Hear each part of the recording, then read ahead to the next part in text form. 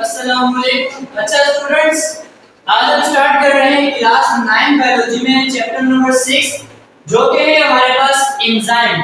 छोटा सा चैप्टर है बट इम्पोर्टेंट चैप्टर है, इसमें से क्वेश्चन बोर्ड में आते हैं। तो एंजाइम क्या होते हैं, इससे पहले हम इस चैप्टर की बेसिक्स पर जाते हैं। बेसिक्स क्या है इस चैप्टर की? जितने भी जानदार हैं, जितने भी ऑर्गेनिज्म हैं, उनकी बॉडी में जितने भी रिएक्शन होते हैं, ऑर्गेनिज्म की बॉडी में जितने भी रिएक्शंस होते हैं, उन रिएक्शंस को हम क्या कहते हैं? Metabolism. All the chemical reaction which occurs in organism is called metabolism. Metabolism जितने भी रिएक्शन जानदार के अंदर हो रहे हैं उसको कहते हैं। अच्छा, रिएक्शन जो होते हैं वो दो तरह के होते हैं। एक वो रिएक्शन होता है जिसमें कोई चीज बनती है, और एक वो रिएक्शन होता है जिसमें कोई चीज टूटती है। तो मेटाबॉलिज्म इस लिहाज से दो तरह का होता है। एक होता है एनाबॉलिज्म, दूसरा होता है कैटाबॉलिज्म।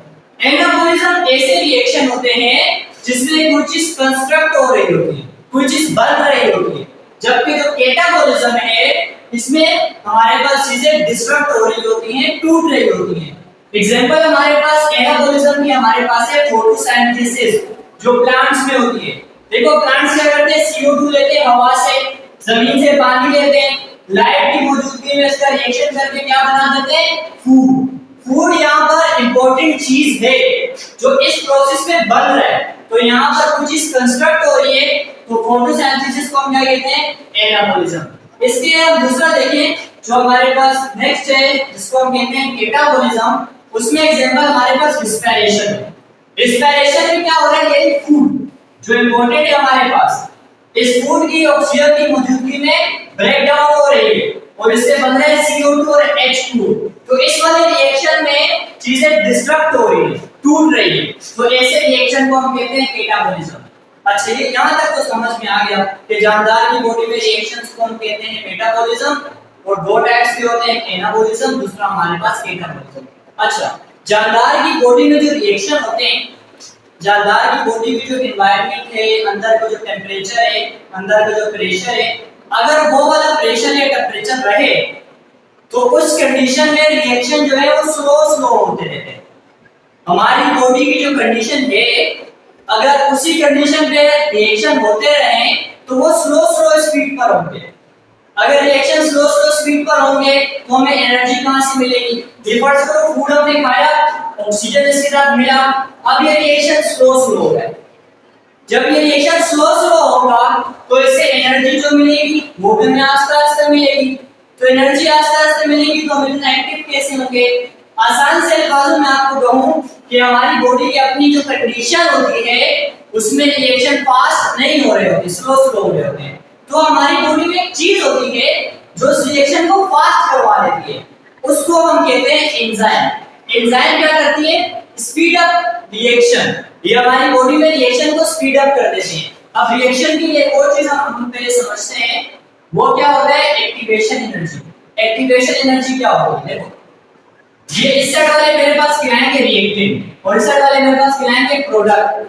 तो रिएक्टेंट प्रोडक्ट में कन्वर्ट हो जाते हैं। अच्छा, रिएक्टेंट प्रोडक्ट में जब कन्वर्ट हो रहे होते हैं, इससे पहले एक काम जरूरी होता है। वो काम ये जरूरी होता है कि रिएक्टेंट को एनर्जी प्रोवाइड करें। रिएक्टेंट को प्रोडक्ट में चेंज होने के लिए एक एनर्जी चाहिए होती है, उसको हम क्या कहते हैं? Activation energy. ये एक्टिवेट करती है रिएक्टेंट को। तो what is definition of activation energy? Minimum amount of energy. ये वो मिनिमम अमाउंट ऑफ एनर्जी है जो रिक्वायर्ड होती है इनिशिएट द रिएक्शन, जो रिएक्शन को स्टार्ट करवाती है, इसे हम कहते हैं एक्टिवेशन एनर्जी। ये वो मिनिमम अमाउंट ऑफ एनर्जी है जो रिएक्टेंट को मिलती है, तो उससे क्या बन जाता है? प्रोडक्ट। अच्छा देखो, हमारे पास फर्स्ट दो एग्जांपल है। एक मेरे पास दो रिएक्शन है, एक रिएक्शन ए और दूसरा रिएक्शन बी। रिएक्शन ए में रिएक्टेंट को एक्टिवेशन एनर्जी बहुत ज्यादा चाहिए और रिएक्शन बी में रिएक्टेंट को एक्टिवेशन एनर्जी बहुत कम चाहिए। अब मुझे बताओ दोनों में से कौन सा वाला रिएक्शन फास्ट होगा, ए वाला या बी वाला? ए वाले को एक्टिवेशन एनर्जी बहुत ज्यादा चाहिए, तो जब तक उसको एनर्जी मिलती रहेगी जब उसकी एनर्जी पूरी हो जाएगी फिर वो बाद में प्रोडक्ट में कन्वर्ट हो जाएगा। और बी वाले को एनर्जी कम चाहिए, उसको थोड़ी सी भी एनर्जी मिलेगी, वो किस में कन्वर्ट हो जाएगा, प्रोडक्ट में। तो यहाँ पर हमें एक चीज क्या पता चलती है कि अगर एक्टिवेशन एनर्जी लो हो ना किसी रिएक्टेंट की तो प्रोडक्ट में जल्दी कन्वर्ट हो जाते हैं। तो एंजाइम जो होते हैं वो क्या काम करते हैं, ये लो कर देते हैं किस चीज को, एक्टिवेशन एनर्जी को। अब हमें एंजाइम की डेफिनेशन समझ में आएगी। एंजाइम क्या होते हैं, bio catalyst, bio means life, और जो वर्ड है ना ये कैटालिस्ट, उन चीजों के लिए यूज करते हैं जो रिएक्शन को फास्ट करवा देते हैं। तो एंजाइम क्या होते हैं, बायो कैटालिस्ट होते हैं, जो क्या करते हैं, speed up the reaction by lowering activation energy. Reactant को जो एनर्जी चाहिए होती है उसको लोअर कर देते हैं, इससे वो जल्दी से जल्दी किस में कन्वर्ट हो जाता है, प्रोडक्ट में कन्वर्ट हो जाता है। इसके बाद हमारे पास एक्टिवेशन एनर्जी है, और फिर हमारे पास नेक्स्ट हेडिंग है एंजाइम, एंजाइम की खुसूसियात। ये वाला क्वेश्चन भी एग्जाम में आता है, उससे पूछते हैं कि what are the characteristics of enzyme. तो हमारे पास जो एंजाइम की कैरेक्टरिस्टिक्स हैं बहुत सारी हैं, 5 मैंने लिखी है यहाँ पर कुछ इंपॉर्टेंट सी।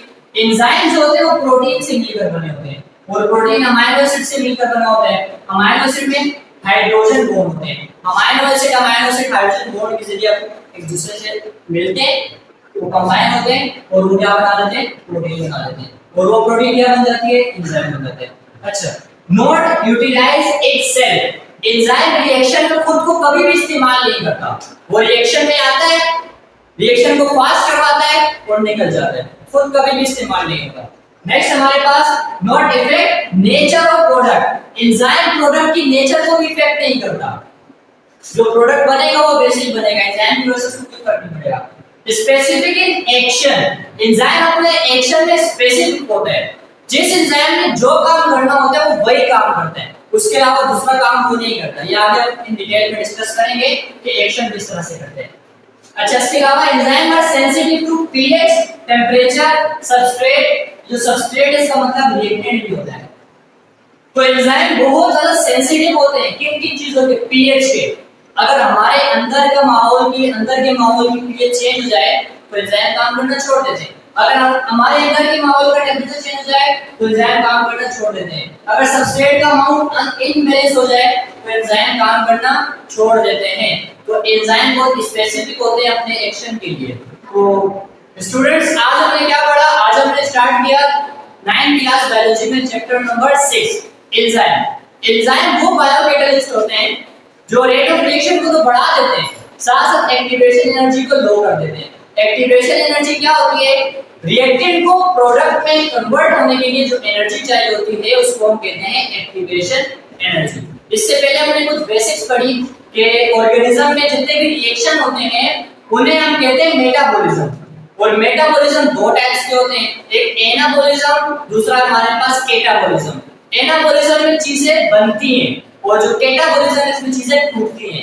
एक की एग्जांपल फोटोसिंथेसिस जिसमें कुछ बनता है, दूसरी की एग्जांपल हमारे पास ही रेस्पिरेशन जो कि हमारे पास इसमें टूटता है।